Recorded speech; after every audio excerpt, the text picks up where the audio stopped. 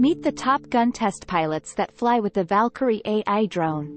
In 1947, Chuck Yeager became the first to surpass the speed of sound, marking a significant milestone in aviation.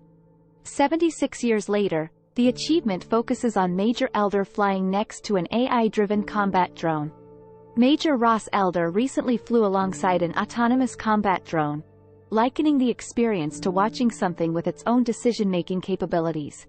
This drone, the XQ-58A Valkyrie, has completed basic tests, with more advanced AI functionality tests lined up.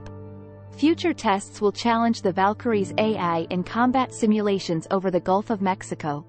The current testing phase doesn't arm the drone, but it's meant to believe its combat scenarios are real. Major Elder observed the drone's behaviors, noting its training is designed to kill and survive. The drone's behavior is closely monitored for any anomalies or dangerous, emergent behaviors. The challenge lies in grading an AI's performance, especially since real adversaries might attempt to deceive the AI.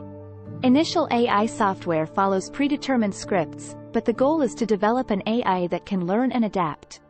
Trust between pilots and their AI counterparts is crucial and remains a primary concern for the Pentagon. Earlier tests showed the Valkyrie acting in unanticipated ways, like continuous rolls, which turned out to be a strategy for better infrared sensing. The Air Force acknowledges the trust-building challenge, having begun flying prototype drones with test pilots for familiarization.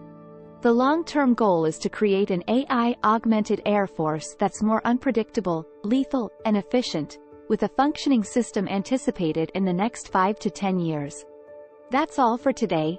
Don't forget to like and subscribe to keep up to date with AI developments.